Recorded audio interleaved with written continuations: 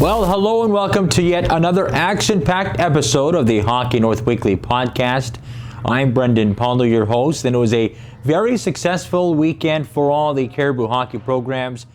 First off, in U18, the Caribou Cougars sweeping the weekend against the Valley West Giants. A 6-1 win on Saturday was followed up by a 4-3 shootout victory on Sunday. We take a look at Saturday. It was a special moment. They were wearing their vintage Caribou Canuck jerseys where they honored roughly 20 alumni from the franchise's history over the past 2 decades. So a bit of a nice touch there. Caribou coming out like gangbusters in that first period, out shooting the Giants 15-0. And it wasn't until Lucas Woods broke the ice in the second period to get the party started offensively for Caribou. Ty Maloney making it 2-0 for Caribou at that point. Then the Giants made it to 2-1 in the third with a late power play goal from Gavin Bradley. Then there's the Cougars turning it into overdrive. A pair of goals by Nick Gordon in the third period really busted the game open, followed by singles by Landon Galanders, making it 5-1 at that point. Also in the third, getting a goal was Kadrick Moinchin, the Prince George Cougars prospect. So Kadrick, his first home goal in the U18 ranks. He did score a goal against the Thompson Blazers on the road the weekend prior. So a dominant 6-1 effort there. And a lot more nip and tuck on Sunday. It was 4-3. The Giants actually scored first in that game. It was Jack John Tudhope making it 1-0 for the Giants at that point. Then the Cougars slowly taking that game over. It was actually 2-2 after one, as Riley Lamb scoring twice for the Cougars. Rather, one of those was shorthanded to put Caribou ahead at that time. And then you had Easton Goulet with a nice shot under the bar from a nice blast from just inside the Giants' blue line to make it 3-2. Giants tie it up at 3-3. Overtime solved nothing, but it was Kadrick Moinchin and Nick Gordon, the goal scorers in the shootout, to outduel the Giants by a 4-3 score on that day. U17 action. U17's now 4-0 on the season after a pair of one-goal victories down in the Richmond Oval against the Greater Vancouver Canadians. Caribou winning 2-1 and 5-4 in those games. Sawyer Letkowski continuing his hot start on the season with 2 goals in that 5-4 victory. Jaden Bordeaux, one of the goal scorers in that game, as was Garrett Harrop and Tavin Peterson. Peterson and Nigel Nitschke also scored for the Cougars in Saturday's victory. So big kudos to that U17 program, getting off to a much better start this year than last year. Then, of course, the U15 splitting at home against the Thompson Blazers. 5-3 loss on Saturday was followed up by an 8-5 win on Sunday.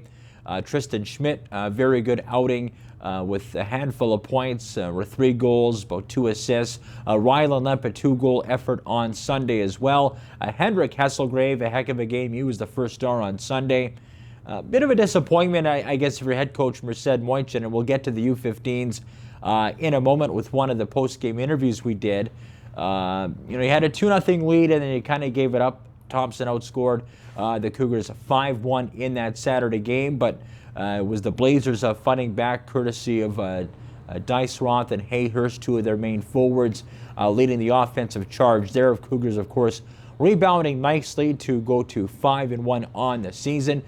They have the week off in terms of league play, but they will be on the road sooner rather than later for a tournament, and then going to Kelowna to play the Okanagan Rockets. And last but certainly not least, the Northern Capitals got their regular season started with a 4-game showcase down in Surrey in the Lower Mainland, where they went 1-2-1.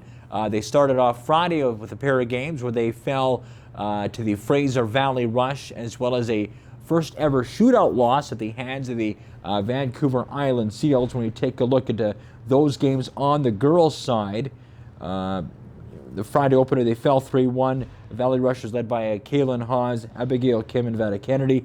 Grace Porter, one of 4 Northern Capital players to score their first ever BCHL goals in the league. Alicia King, another one of those players who scored on the weekend, along with Sophia Passeri, along with one other player that was named in the goal scorer, and that was Claire Johnson. So congratulations to all 4 players. Of course, Grace Porter scoring 3 times over the course of that weekend. Kenzie Bragg filling in admirably between the pipes of the Capitals, starting 3 of 4 games Of course, it did not end the way they wanted on the Sunday, losing 8-0 to the Greater Vancouver Comets. So Capitals will look to rebound on home ice this weekend, Saturday and Sunday, 5:45 p.m. kin number 2 against Fraser Valley, followed by a 9 a.m. puck drop also in kin 2 against Fraser Valley. So Capitals looking to rebound on home ice and can't wait for the fan support for the first time this season.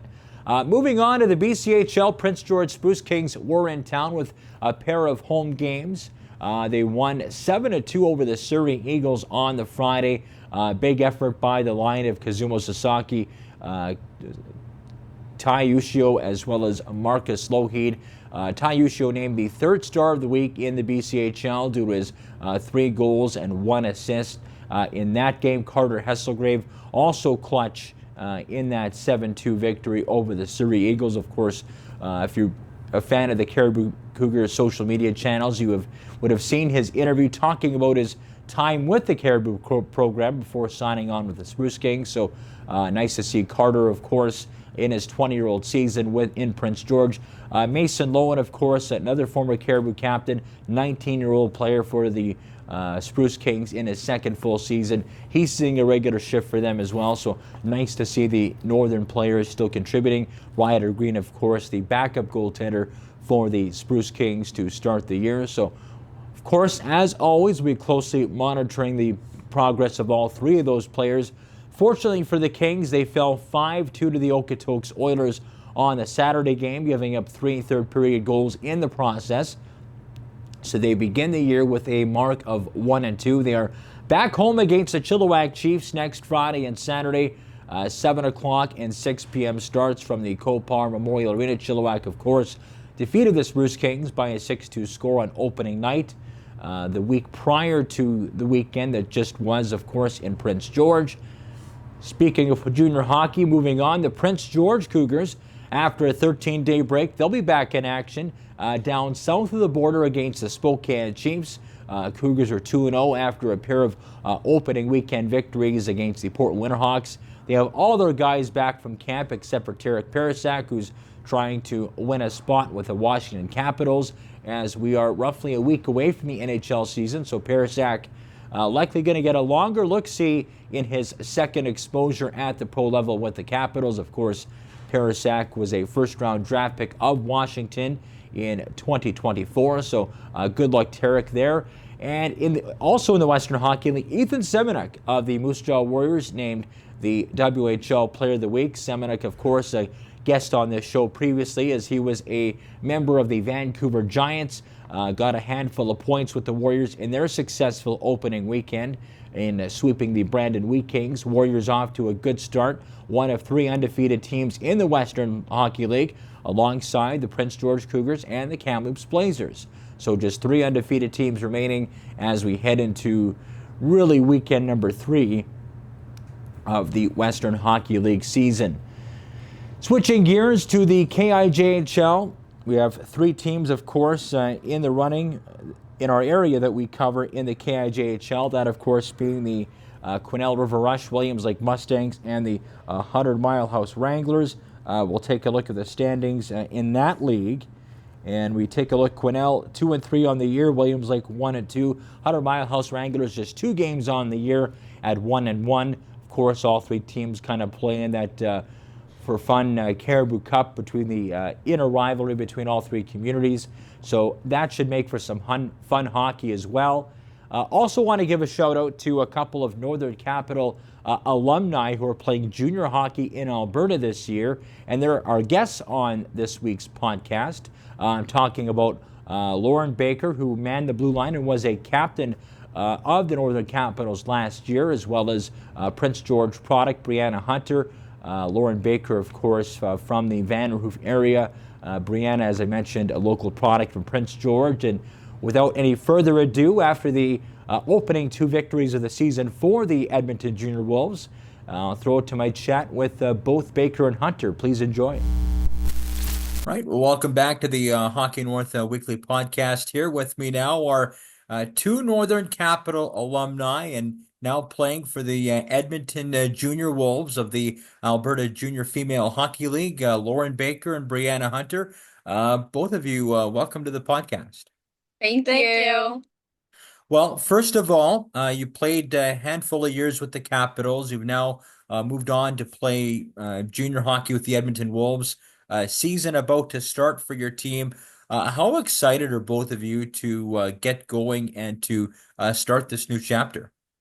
I think we're both really excited. The team has been great so far.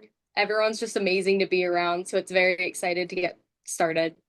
Yeah, everyone is so nice and wait. We're just excited. Yeah. Yeah, and I guess just talk about obviously how the opportunity kind of arised for both of you. I think you signed first with the Wolves, and I think Brianna signed afterwards. Just talk about how the opportunity arised for both of you while you were still playing with the Capitals. I knew I wanted to go to school here at U of A, and I talked to the coach Hayden, and he knew a girl on the team, Kira Mulder, and kind of just made a connection between the two of us. And I talked to her a couple of times about what the team was like, and then I made my decision and committed to play here.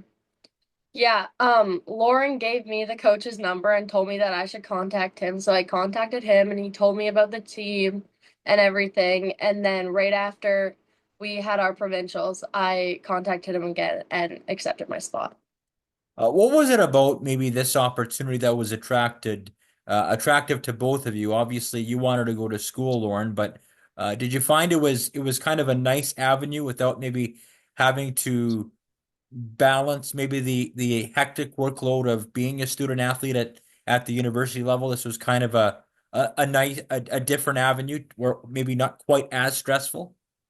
Yeah, the team is really good about balancing school and hockey. It's definitely not as intense as a university team would be, but we still have high expectations of ourselves and of our teammates. So it's a good balance. It's definitely a lighter workload. Yeah. Yeah. Guess just talk about your both of your times with the Northern Capitals. You were both teammates for I believe it was 3 seasons with the Capitals. Just talk about your time there and how that kind of helped you develop and kind of get on that path to that junior hockey level. Yeah, I played for the Capitals for 3 years. I joined when I was in grade 10, and it was definitely a change from just moving from away from my parents and coming to such a high level team and just with a busier schedule and all that. But my time was really good. I enjoyed everything about it. I made lifelong friends through that team, and it prepared me for in hockey life and outside of hockey life. I think I learned a lot of life skills just from being in Prince George and being in that team. And I think obviously the hockey part of it, it made me a good enough player that I could join the Wolves and hopefully be successful. I agree. I feel like not only did it make me a better hockey player, it also made me and shaped me to be the person I am now. And I feel like it was a very important part of my life. How does being a part of that team atmosphere, that team unity, or just kind of doing everything together as a group for 3 years. How does that change your outlook on yourselves, your life, or just how to do things in your day-to-day life? I was very interested to see how as a player, going in, you might have a certain expectations, but yet once you're in it, once you experience it, and you've gone through that process for a couple years, how does that kind of help you evolve as a person? I think just being around the team so much with school, workouts, hockey class, like, and just weekends together all the time. I think it made the group of us really close. All 3 years, I made amazing friends. And I think just that kind of showed me what it's like to have so many close friends and how rewarding it can be. And being a part of the team that's together constantly, I think brought us together and made us communicate on and off the ice much better. I agree. I think it definitely teaches you how to like prioritize your school and hockey and everything and your outside of hockey and school life. And I also agree with the it makes you have so many friends and you just have like you're around them all the time. And I think that's a good thing. Let's talk about the most recent season you had with the Capitals last year. Got off to maybe a bit of a slow start by the team standards, made the coaching change to Hayden James Barra, uh, picked up a lot of steam and played really good down the stretch, went to the league final against the Greater Vancouver Comets, played two really good games against the league's best team there. Obviously not the full outcome you were looking for in the final, but just talk about how that team took a step, it seemed, just before the Christmas break and then started to peak right after and into the playoffs. What seemed to change under Hayden that maybe wasn't clicking previously? I think we had a lot of talent just coming in, and I think Hayden and Sydney and Shaden really just capitalized on that. We had our set systems and we worked them. We knew what we were doing at all times. We knew where we needed to be, and I think that was a big part of our success. We knew where everyone else would be on the ice and where they should be, and I think that led to a lot of success for us. Yeah, I think they gave us goals and milestones as like little steps along the way, and that really helped us instead of looking at the season as a whole. Because it seemed like you finally were able to develop a consistent forecheck and you kind of played like a junior like system under Hayden. It just seemed like it would be something you would see out of like a junior A team or a WHL team. It was kind of a lot more identifiable from somebody that maybe watching you for maybe the first or second time or somebody that's maybe watched you for several years like I have. You gone from something that I don't want to say was a little more conservative to something that was a bit more common or a bit more aggressive in terms of trying to generate offense.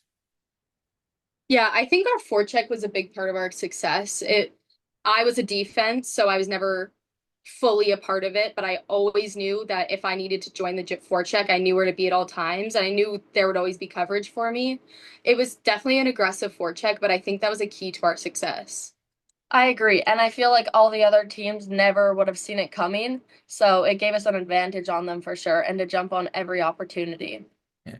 You talk about milestones, Brianna. You really improved in your second year with the Caps. You went from, I think, just to 1 point in your rookie season to 16 last year and Yeah. having much more offensive success. What seemed to change for you as a player?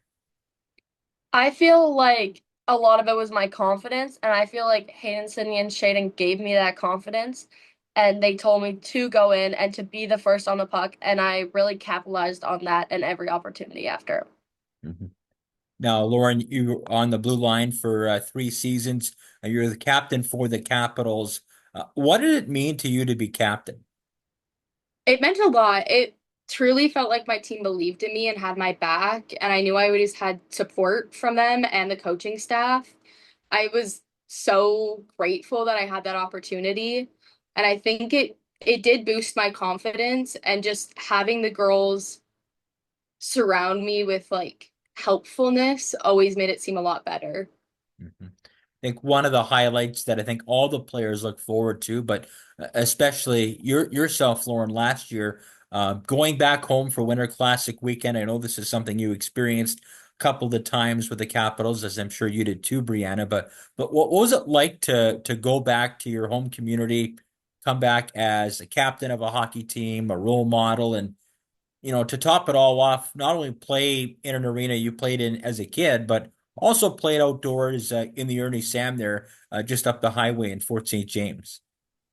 Yeah, I have family in Fort St. James, so it was always exciting to be able to play in front of them and in somewhere they always knew. I think playing in Vanderhoof was such a highlight for me in my 3 years. Just coming back and seeing teachers and people I haven't seen in a couple years just coming out and supporting our team always meant so much. And there was always a girls like little girls camp going on, and it was so good to see players who I had seen previously or coached before coming back out and seeing where they could go with their future in hockey. I think that's such an important thing to show younger girls in smaller towns because I didn't really know about my opportunities until I just before I made the Capitals. So I think it's always good to show them that there's so many opportunities for them out there. What about you, Brianna? I know you're from Prince George, but obviously having those unique experiences for a couple of seasons as a full-time player in the Caps, I mean, it's probably nice to go out into some of those rural communities and kind of see the game and have that whole experience from a different point of view where you have kids, not that much younger than you looking up to you. I am really grateful to have people looking up to me, and I feel like it's such a big accomplishment to be able to help them and show them what there is for when they're older and that they can continue with hockey. And just talk about just expanding on the opportunities, especially now for women's hockey. You got the PW HL, which is starting to grow. You've got the league you're playing in. There's a junior league in Saskatchewan. I think there's going to be a senior women's league in Saskatchewan launching, I think, this year or next as well. Just talk about how women's hockey is like they have a lot of momentum now. It's on the uptick. And there's more opportunities for players like yourselves than there might have been 5, 10 years ago. Does it make you want to try that much harder to play your best and to know that, there's slowly starting to be more people watching players like yourselves on a game-to-game basis when compared to maybe when you first started playing? Yeah, I mean, it's great to see that there's a PWHL for girls. Like it's such it's everyone dreams of playing in the NHL when they're younger, and being a girl, we were always kind of on the outside of that. And now there is this massive league which is hugely popular, and I think it's just so exciting to see these younger girls get to witness high caliber hockey on such like a worldwide stage. And I think it's so important that they know that's out there. And with our league, I hadn't heard about it until this year, and I think now, well, the girls that I've known before and played with before, they would now know what it is. So it just shows them their opportunities as well. And I think that's so important. I agree. I feel like it's really important for the younger girls to know that they have multiple options. If they want to play super competitive or if they want to put school first, but they can still play hockey while they're doing it. Mhm. And especially too with a program like the Caps, I've been around the Prince George area for 10 years. I've seen a lot of players get committed through that Capitals program to the college athletics and university ranks. And even a player that I watched playing pro now in Sweden and Hunter Mosher, who was a Capital when I first started covering the team. What is it about that program that allows you to prepare yourself for obviously the level you're at now and how do they kind of assist in, you know, getting you the right exposure at that level to have that opportunity? Because there have been quite a few commitments from the Capitals over the course of the 10 years that I've been covering this team, and it's quite impressive. Yeah, I think just how our school hockey and how our like team are connected is super important because we're getting not only just the 2 or 3 practices a week with our team, but we're also working with RJ and Renzo, who are skills coaches, and they develop you a lot. I think I learned a lot from hockey class, and I think just that level of like that amount of practice time and that dedication you have to put in to be successful in those, I think that's a good setup for moving on to university where you're going to have to be balancing harder classes and more effort you need to put in. And I think it's just a good stepping stone into those types of opportunities. I agree. I feel like the amount of compete and dedication that you put in is really important, and how the coaches help you the whole way from reviewing your video to helping you write emails out to different coaches is really helpful. Do you have any favorite players that you idolized or enjoyed watching growing up?